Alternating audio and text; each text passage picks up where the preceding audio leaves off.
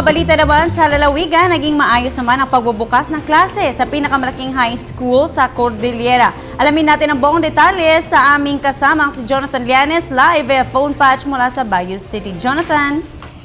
Yes, Princess, umabot sa 7,470 ang bilang ng mga mag-aaral na pumasok sa Baguio City National High School at dalawang annex nito sa unang araw ng pasukan.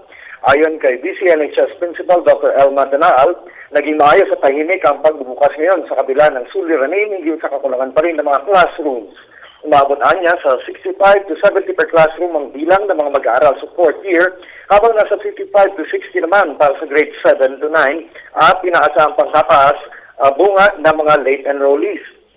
Magkaganon man, pansamantala nang ginagamit ng BCNHS ang kanilang speech lab, library, science at computer lab upang matugunan ang nasabing suliranin habang inaantay pa ang pagtatapos ng konstruksyon ng 3 classrooms na itinatayo ng pamahalang panunsod sa buwan ng Augusto.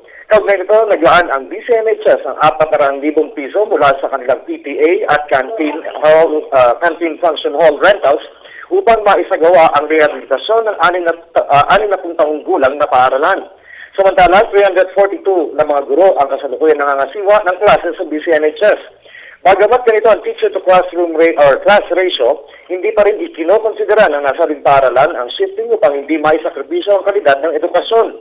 Nakatakda naman palawigin pa ng BCNHS sa mga special program nito sa hanay ng sining, palakasan, siyensya, teknolohiya, open high school at maging special education para sa mga may kapansanang nais magtapos ng high school.